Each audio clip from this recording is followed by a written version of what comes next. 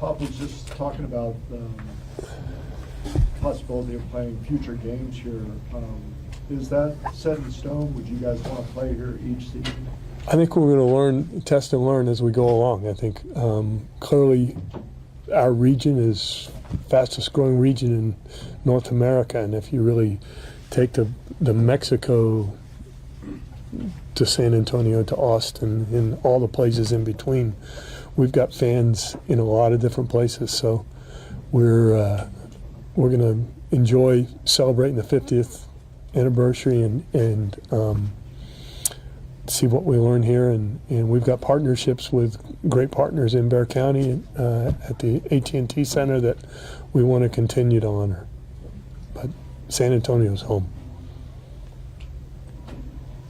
What's the initial reaction you've gotten locally from fans and just since you've been here? Well, the weather hasn't cooperated very well for us, but I think the amount of attendance that we're going to see at both of these games is really encouraging. The response from media has been encouraging. Our players have enjoyed the time that they've gotten to spend with people in this community, as they do, and then the work we've done and will continue to going forward in our community impact work, I think has all been really well received.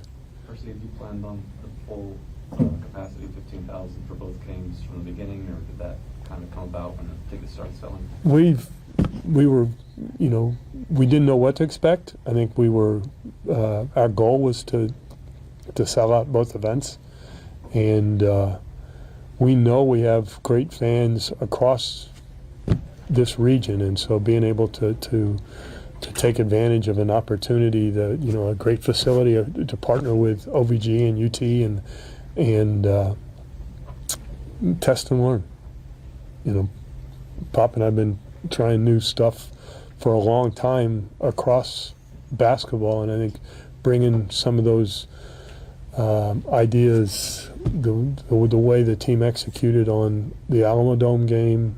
We've been back and forth to Mexico over the last, not decade, but almost a decade. So this is another opportunity for us to continue to grow our brand, to continue to meet our fans and listen to them and learn in the communities that are important to us. I know you're testing and learning, and there's procedural stuff to be worked out, but as of now, there's an option for 2 games outside of AT&T next year. Would both Austin and Mexico be candidates to fill those spots at the current moment? I don't know what your option is. We're continuing to work with our partners to see where we can best meet our fans, and so there haven't been any designated number of spaces wherever. The Mexico games are controlled by the NBA, and so we'll work with them as we have for, I think we've traveled internationally as much or more than almost any club, and that's always been a big part of who we are. It's been a big part of our culture. We want to continue to honor that international and respect and love for the game. So. How do you think this 50th anniversary season has gone for you guys, just in terms of all the things you've done and all the... I couldn't have been more proud of the emotion, the passion, the innovation that our organization has put into celebrating our relationship with our fans, and I think we've been rewarded for that. Clearly the Dome game was something I've never experienced. And I think it was great to talk to the people on our team and on Golden State. Our players, our coaches really felt like they were part of something special, to go back and relive the history through the docuseries and that's, you guys know how much time and effort goes into a 50-part docuseries that we're continuing to present. That was a massive lift. It was a great opportunity for people across our organization and across our community. Many of you sat in front of that camera and shared your thoughts and experiences. So I'm incredibly proud for that. The the opportunity to try something new in Austin, and to see the response. And you can see, the court being here, the branded chairs for the individual season ticket holders. I was here with a friend of mine this morning who has courtside seats, and he saw his name on the chairs that had been brought from San Antonio, and that type of commitment to our fans has been, I think it's been rewarded well in a season that was, that we're rebuilding. So I think the opportunity to meet our fans where they are, and then to continue to build through our impact work. The court that was donated in the community here this week was, the response to that from the people was really emotional. So I couldn't have been more proud to be a part of the team that celebrated the relationship that they've had with people throughout our fan base across the whole season. Speaking of the fans, I'm sure you've seen some fans in San Antonio are concerned that, a couple games in Austin, what if they're thinking about relocating? What would you say to those fans? Well, first of all, I think from the Holt family, from Peter J. Holt, the commitment is there, continues to be there, will always be there to San Antonio. I think if you've gone out to see our new human performance campus at the Rock at La Cantera, that is a financial commitment and an emotional commitment to our community that is our home. And what we hope to bring to the impact of it throughout our communities, we continue to be engaged in so many places. I don't know how we can say any stronger. San Antonio is home. And then from a business perspective, why is it such a slam dunk to be expanding into Austin? You're trying to expand your reach into this market. I think this whole region, as we said, is the fastest growing region in North America. And to be able to connect Mexico, and we're also a part of just a piece of a lot of organizations and companies that are really trying to bring this whole region together, from Tesla putting their plant in Monterey and Austin, and all the organizations and companies that will be associated with that growth, the medical and technology aspects that are growing throughout UTSA and UT Health, and some amazing partners that we're going to be able to be part of this great University of Texas system. Is the training facility portion of the campus still set to open in time for training camp? I'm going to let the contractors hold their feet to the fire, but everybody's told me we'll be in for training camp. R.C., you mentioned the rebuilding process that the organization is going through. From a business standpoint, and obviously every organization has gone through it in the past 20 years. You guys took a long time to get there, but have there been challenges associated with, not selling out the arena every night, and how has the organization kind of weathered that, the whole rebuilding?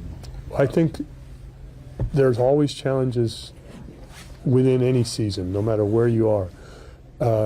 The excitement that our communities have for a young team, and I think the respect that our players have given to competing and developing habits that we can carry forward, have been incredibly important. And with that, I think our organization has shown an unbelievable commitment to be successful. And the atmospheres at the games,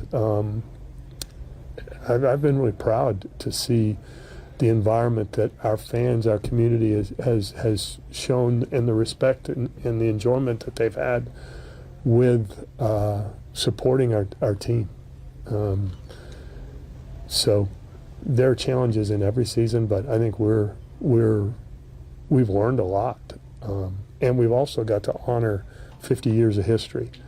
And the TJ and Chris and Jordan's efforts with the alumni program to be honored at all the games, I think it's been really empowering to see how many alumni feel connected to the Spurs, and I think we can do some great work going forward with the unique relationships that we have with our former players.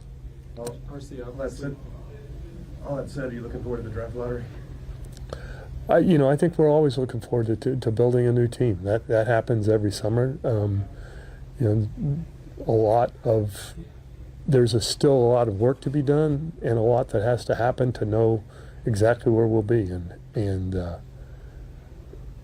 that's building teams and sharing that with Brian and Pop and all of the people who take countless hours gathering the information that we need to make good decisions for the draft and free agency. The work that our strategy group has done in being creative with trades. I think this is a time of year where, while it seems like the season's over, a lot of work is still yet to be done. If you get the first pick, I know you should take. Okay, we'll call you. Yeah, just call me. I got a suggestion. Obviously, the roster construction thing is a major part of the calculus, but when you talk about reaching out to Austin, to Monterey, to Mexico City, have there been any ideas or plans otherwise for incentives for fans to travel down I-35 or hop on a plane to come to San Antonio? Has there been any thought in terms of making it easier for people? We'll do anything we can to help support that. We've had initiatives currently going on with the helicopter services from Austin, the Viva Aerobus relationship that we have that helps us connect with our fans in Monterey and helps people get to our games. The time we spend in Mexico City, we continue to develop relationships and are actively looking for creative ways to make our games more accessible to all of our fans. If you could get a train between the two communities, I think that would be helpful. So, Would it make, I know scheduling's out of your hands, but would it make more sense for some of these out of San Antonio games to happen earlier in the season? We're here, we're trying 2 games this weekend, and we'll learn a lot from there. But could you couldn't do this if you were playing for a playoff seed, for the very last, a competitive team, 50-win team, playing for a seeding, a last home game of the year in Austin. Could you? I don't know why not. I mean, we would, if we were in that position, we'd still have more games following the regular season. You don't think it would be an affront to San Antonio fans? We're going to test and learn. I don't know that the last game of the season has a different impact than any other. We will still be playing. R.C., at the time that the settlement with Dr. Coughlin was announced, you put out a statement saying that the team would collaborate with Dr. Coughlin and other experts in an effort to review and improve the club's workplace processes and procedures. Where are you with that? Has a meeting with her and experts taken place? Yes. Can you elaborate on that? No. Sorry. We continue to do everything we can to make a powerful and safe environment for all of our players, staff, employees, and have learned from many experts. Christine, how will you measure the success of this series? I think the reaction to the fan base will be one. Clearly, not being able to host a fan fiesta tomorrow because of weather is a disappointing occurrence. But I think we'll look and there'll be a lot of data available to us once we get through this. But I think more than anything, the attention and the presence of being in the community Wednesday night and dedicating the new court, our team being around and seeing the reaction that our fans have had with our team will be some of the data.